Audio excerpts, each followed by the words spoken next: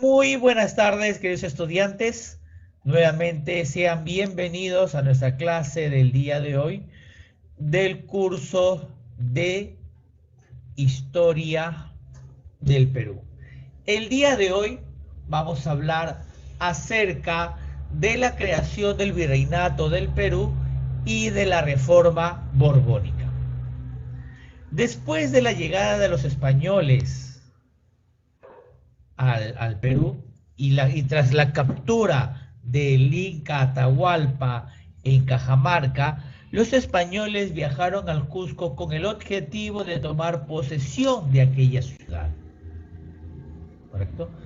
Antes de este viaje, Francisco Pizarro había conseguido, después de firmar la capitulación de Toledo con el rey de España, mayores beneficios.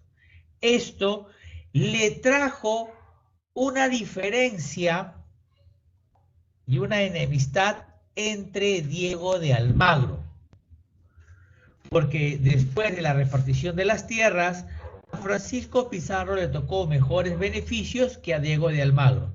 Y sobre todo, hubo una disputa fronteriza entre la ciudad del Cusco.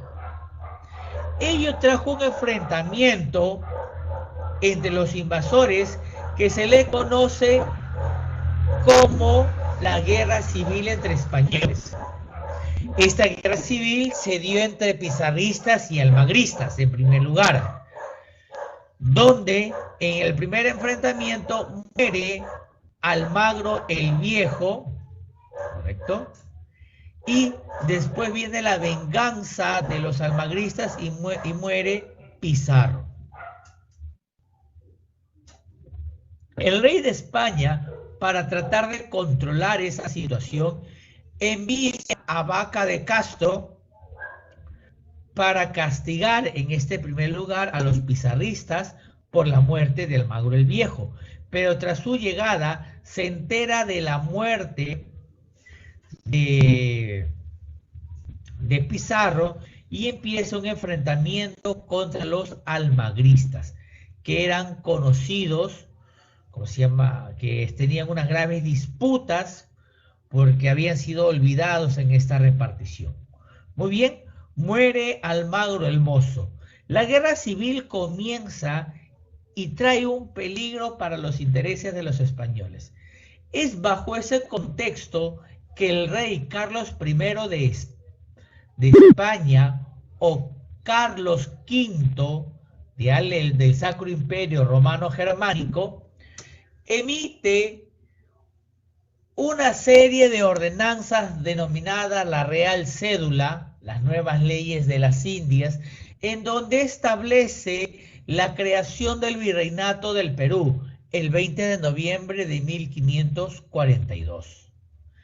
Esto nació también en respuesta del excesivo poder de los encomenderos. Entonces el rey, para traer el orden, decide administrar un nuevo sistema y terminar con las encomiendas, terminar con las gobernaciones. Ello no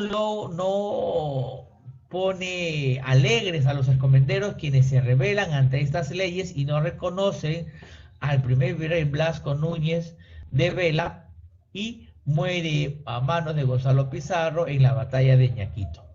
Después envía al pacificador, y con la llegada del pacificador de la Gasca se termina con este tipo de enfrentamientos. Muy bien. Una vez creado el Virreinato del Perú, viene la forma de cómo organizarlo. El Virreinato del Perú, desde su creación, abarcó desde Panamá hasta la Tierra del Fuego. Vemos todo esto de naranjita, mostaza, no sé qué. ¿Qué color lo podrías poner tú? Melón, ¿no? Porque esto es verde. Verde limón ya. ¿Y este qué color? Melón.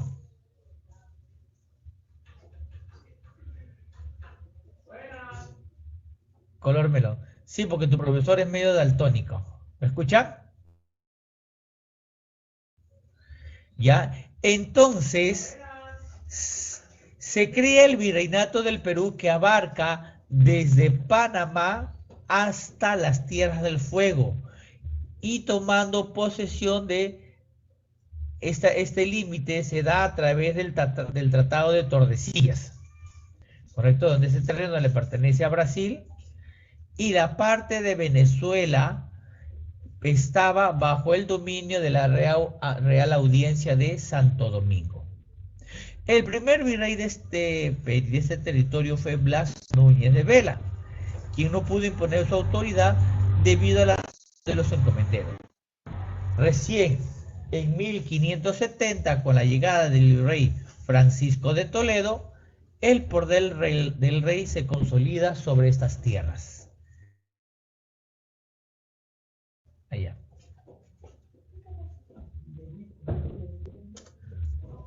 Muy bien. Después, para tener una mejor administración del virreinato, de este territorio tan extenso, se crea el virreinato de Nueva Granada.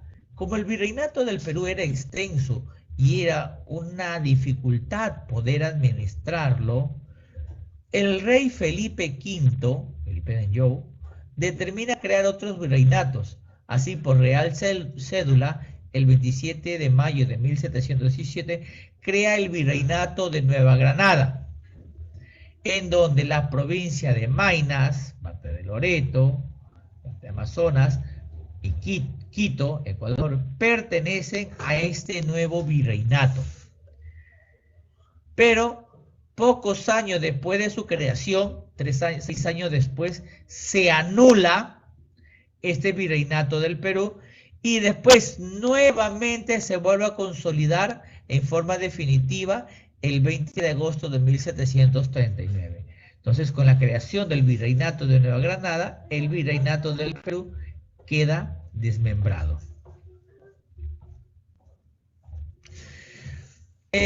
Después el virreinato de Nueva Granada, tras su disolución, ¿correcto?, también es conocido como la Comandancia General de Maynas.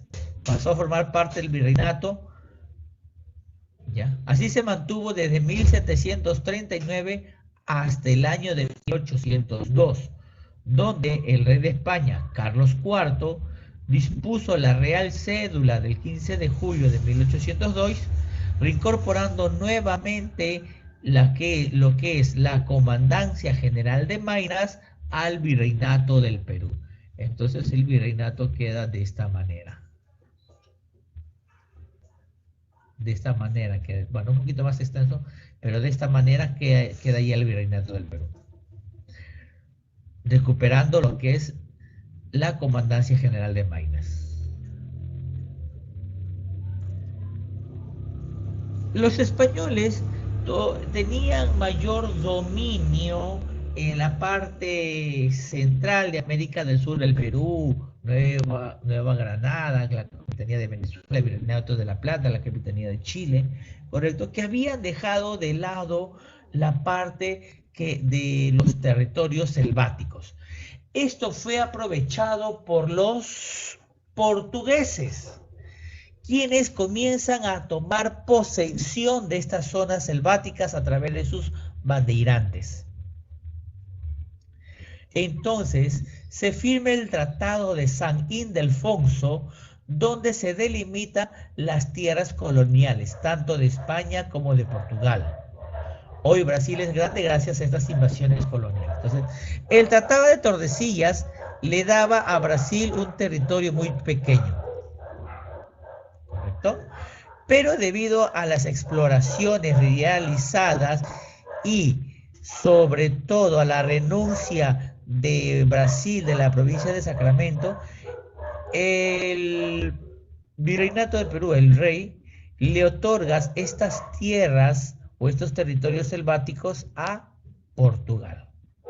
Y desde esta forma, como se consolida hasta 1802 el mapa del virreinato del Perú. Recordar que la comandancia de Maynas regresó a pertenecer al Perú. En 1802 el virreinato adquirió su forma definitiva, pues ya no volvió a perder más territorios y bajo esa forma empezó la lucha por la independencia. Uno de las políticas administrativa de las casas de los Borbones fue cerrar las encomiendas y crear las famosas intendencias. Creó la intendencia, lo que hoy se conoce como departamentos de Arequipa, de Puno, Cusco, Huamanga, Huancavelica, Lima, Tarma, Trujillo y la Comandancia General de Maynas. Estas fueron las intendencias que fueron creadas dentro de las reformas borbónicas con el objetivo de administrar mejor el imperio. El virreinato del Perú tenía una organización. Dentro de la metrópoli, en la península ibérica, en España, estaba el rey, la Casa de Contratación de Sevilla y el Consejo de las Indias. En el aspecto económico, la Casa de Contratación de Sevilla tenía una influencia muy importante. Y dentro de las autoridades locales estaba el virrey, las audiencias, los corregimientos, las intendencias, los cabildos y los caciques. Vamos a ver cada uno de ellos. El rey era la máxima autoridad de España, supremo mandatario de todas las colonias en América, con poderes absolutos. Claro, podía declarar la guerra, firmar la paz, administrar justicia y acuñar monedas. El Consejo de las Indias era el órgano encargado de emitir las reales cédulas y reales órdenes. Este organismo era quien resolvía en última instancia en todos los pleitos de las audiencias. Estaban compuestos por un presidente, un canciller, un registrador, 8 consejeros, un fiscal, 2 secretarios y un cronista o escritor. Este Consejo de las Indias era quien nombraba a los virreyes. La Casa de Contratación de Sevilla era una institución que se creó en el año de 1503 con el objetivo de controlar el tráfico comercial entre España y América. Formaba pilotos para los viajes a las Indias, recibían informes sobre lo descubierto y explorado. Recuerda que España mantuvo un monopolio comercial con todas sus invasiones, con todos los virreinatos, y existía un trato exclusivo. Otros países no podían entrar ni podían comercializar libremente con las tierras de los españoles. En el virreinato del Perú estaba el virrey, que era la máxima autoridad representante del rey, las audiencias, que eran los tribunales de justicia, cuya autoridad estaban los oidores. Los corregimientos estaban bajo el mando del corregidor, se encargaba de distribuir la tierra, dictar órdenes, decretar penas, cobrar contribuciones, expropiar e intervenir la vida privada de los vecinos. Estos corregimientos cometieron demasiados abusos en contra de los indios y fueron anuladas, y tras su anulación hecha por los Borbones durante las reformas borbónicas, se crean las intendencias. Estas intendencias tenían el objetivo de evitar el abuso de los funcionarios que cometieron. Y los cabildos eran las municipalidades. La máxima autoridad era el alcalde, se encargaba de administrar arbitrios, organizar fiestas, a la llegada del nuevo virrey, vigilar el aseo de la ciudad, cuidar de la reparación de las calles, etc. La organización social estaba dividida en la República de los Españoles y la República de los Indios.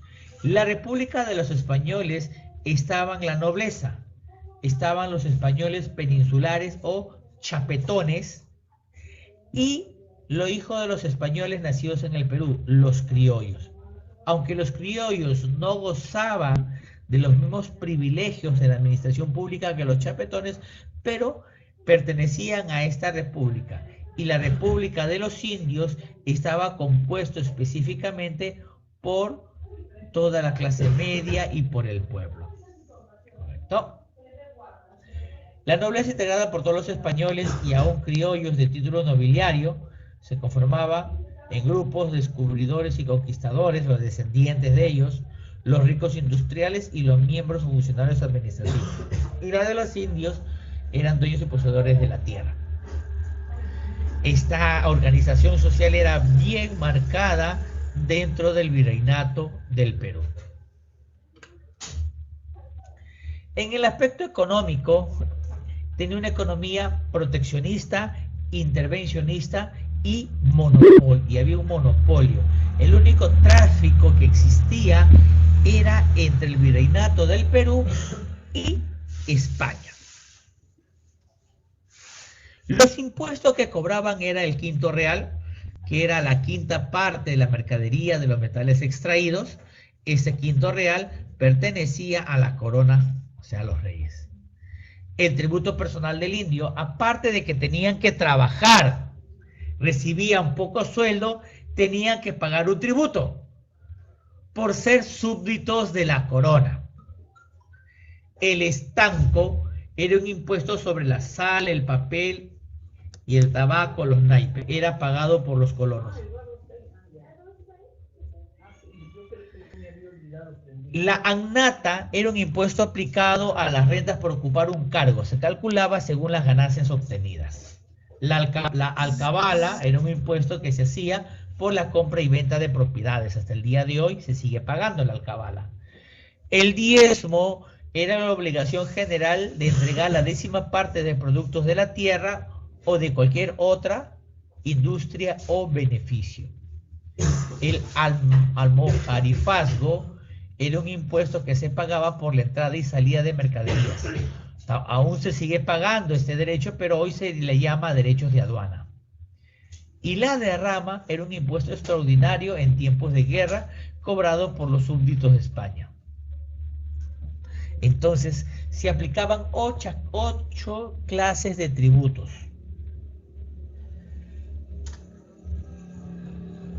La organización religiosa. La iglesia cumplía un rol muy importante dentro del virreinato porque se encargaba de la labor educativa.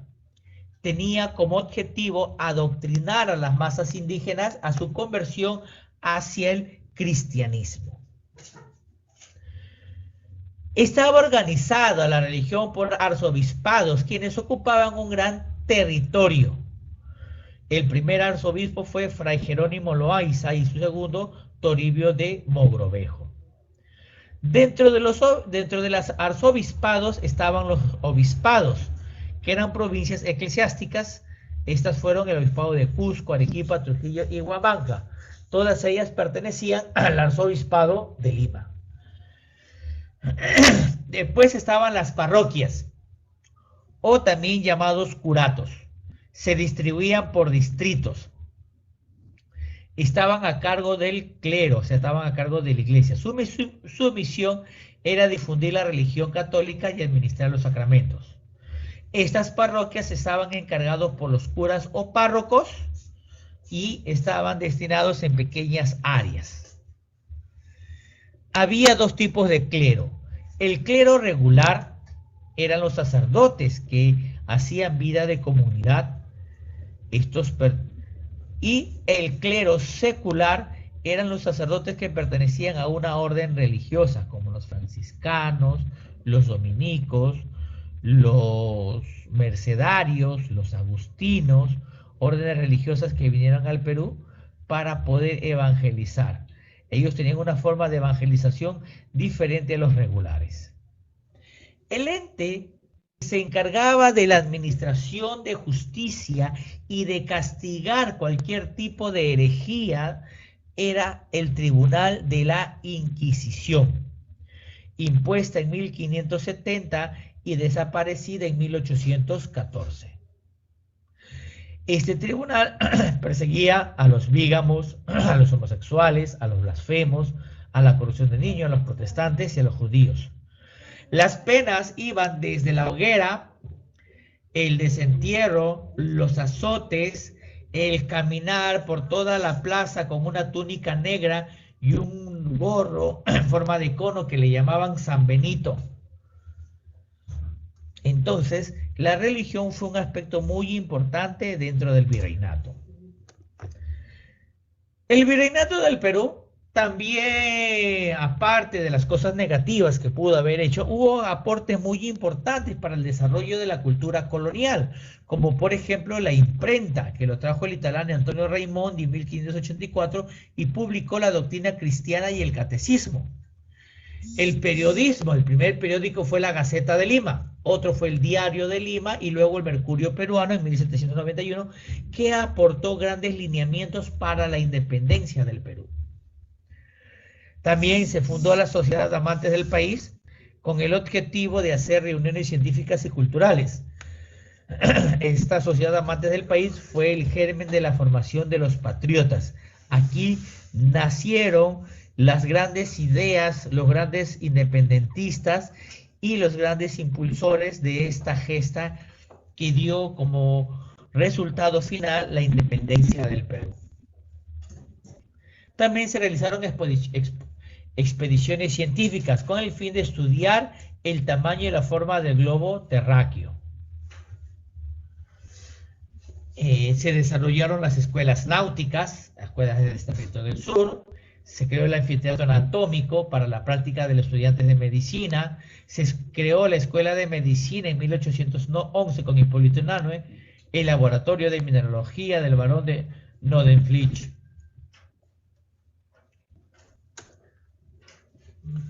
Muy bien, llega una parte dentro de la historia que España comienza a relajarse y comienza a perder hegemonía tras el predominio de Inglaterra. Es bajo ese instante que la corona caía en los Habsburgo. Entonces se levanta una nueva casa, una nueva dinastía conocida como los Borbones, que comenzó con Felipe V, Felipe de Anjou, primo de Luis XIV de Francia, conocido como el Rey Sol. Ellos llegaron decididos a cambiar la ineficiente administración del Estado español, implementando ciertas reformas, reformas que fueron llamadas las reformas borbónicas. Después de la firma del Tratado de Utrecht, España se vio obligada a realizar profundos cambios en su política para recuperar el terreno perdido. Los reyes borbones implantaron una serie de reformas que cambiaron el sistema antiguo, hacia el sistema español antiguo, a una administración moderna y centralizada. Las principales reformas borbónicas se aplicaron recién durante el reinado de Carlos III y fue un monarca muy distinto a los anteriores. Fue de carácter fuerte, dispuesto a convertir a España en una gran potencia.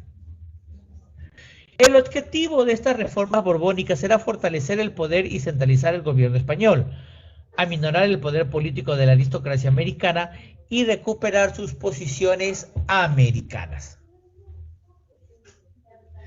Existe en España, antes de la llegada de los Borbones, la guerra de sucesión entre la Casa de Asturias y Felipe de Anjou.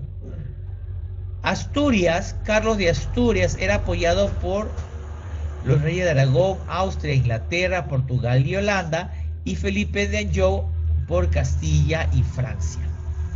Se culmina con la paz de Utrecht en 1713 y con la llegada de los Borbones al trono de España. Recuerda que en ese contexto había una guerra conocida como la Guerra de los 7 Años entre Inglaterra y Francia. Felipe V inicia las reformas borbónicas con el permiso a favor de Inglaterra. Ya le da libertad a Inglaterra de poder comercializar con la colonia.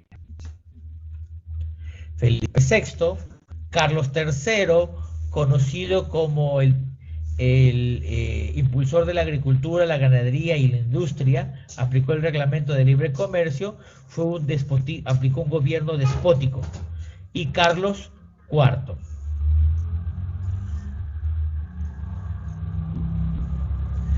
Estas reformas estuvieron diferenciadas en aspectos importantes.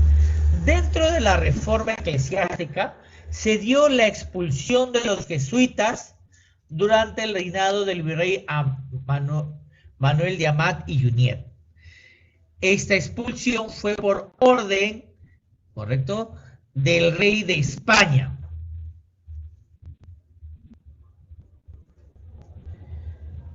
quien exculpó a los jesuitas desatándose una fiebre antijesuita. ¿Correcto? El año siguiente, Carlos III decretó en secreto la expulsión de los jesuitas de España y América. Sus órdenes fueron acarreadas con desusada eficiencia y con gran celeridad.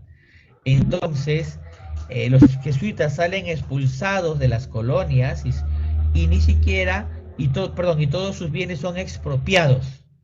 Pero ni siquiera en Roma encontrarían refugio la orden, pues el Papa Clemente XIV lo suprimió en 1773. Las consecuencias de la expulsión de los jesuitas fue que se crea la oficina temporal para administrar los bienes jesuitas, se crea el convictorio de San Carlos, que posteriormente se convirtió en una de los principales próceres de la independencia. Esa medida de la expulsión de los jesuitas, también muchos criollos fueron expulsados en ello, trae un descontento entre todos los criollos. Es bajo ese contexto de la expulsión que Juan Pablo Vizcardo y Guzmán escribe la conocida Carta a los Españoles Americanos en 1792. Otra reforma territorial. Se crea el Virreinato de Nueva Granada, donde se pierde Panamá, Santa Fe, Quito y Marinas. En 1776 se crea el Virreinato del Río de la Plata, donde se pierde Charcas, Buenos Aires, Puno, Potosí, Lampa, Carabaya y Azángaro. En 1777, a través del Tratado de San Ildefonso, España cede parte de la selva sudamericana y a compensación recibe la colonia de Sacramento, hoy Uruguay. Uy, ¿qué pasó? Y en 1796 se crea la Capitanía General de Chile. Este desmembramiento traía como objetivo mejorar la administración, ¿correcto?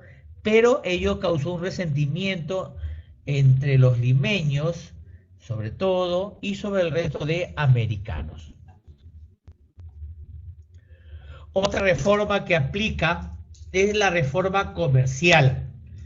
Se da a través del decreto de libre comercio con el objetivo de mejorar los beneficios por la vía fiscal y proteger la industria, poniendo fin a los privilegios de Cádiz, el Callao y Veracruz, para abrir 13 puertos en España y 22 puertos en América. Esta reforma comercial hace que el puerto del Callao comience a perder hegemonía y puertos como Valparaíso comienzan a tener mayor importancia. Las consecuencias de la reforma comercial fue la ampliación de la actividad mercantil y puso fin al sistema de galeones y por ende el cierre de la casa de contratación de Sevilla. Dentro de la reforma administrativa suprime todos los corregimientos para dar fin a la corrupción que había y crea las intendencias. Esta reforma administrativa trae como respuesta el levantamiento de Túpac Amaru II. En la reforma militar, las tropas comienzan a aumentar. Ello posibilita que muchos criollos, para poder tener una mejor estatus social, se enrolan dentro de las tropas realistas. Así también se permite que a los indígenas y mestizos puedan acceder a las milicias españolas. Entonces la carrera militar se convierte en un excelente medio para ascender socialmente y sobre todo en los momentos que los peninsulares ocupaban la mayoría de cargos administrativos.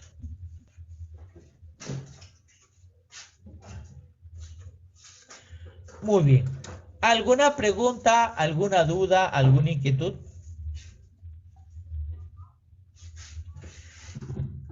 Hemos visto casi 2 siglos, 1500, 1600, casi 3 siglos de historia en 40 minutos. Correcto. Después de estas reformas borbónicas, se consigue una mejor administración, se aumentan los impuestos, comienza a haber mayor explotación. Y España comienza a recuperar su hegemonía.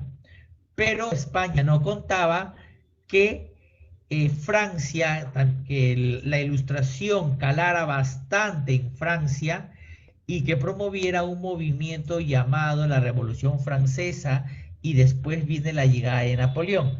Es cuando Napoleón asume el mando de emperador e invade España y depone al rey Fernando VII, donde nacen las famosas juntas de gobierno, con el objetivo, estas juntas de los gobiernos nacieron con el objetivo de respaldar al rey, pero en sí buscaban su propia independencia. Solo el Perú no tuvo junta de gobierno. ¿Por qué? Porque el virrey Fernando de Abascal se encargó de luchar directamente con todas estas juntas. Todas fueron derrotadas. La única junta de gobierno que se mantuvo firme fue la Junta del Río de la Plata. Y es de ahí donde nacen las expediciones libertadoras hacia el Perú. Las tres primeras fracasan porque ingresan por el Alto del Perú. Y la última expedición encomendada a José de San Martín, quien decide ingresar a nuestro territorio, pero cruzando la cordillera de los Andes hacia Chile. Muy bien. Como no hay preguntas, como no hay dudas y como no hay inquietudes, nos quedamos acá. Te mando un gran abrazo a la distancia, pórtate bien, te quiero mucho.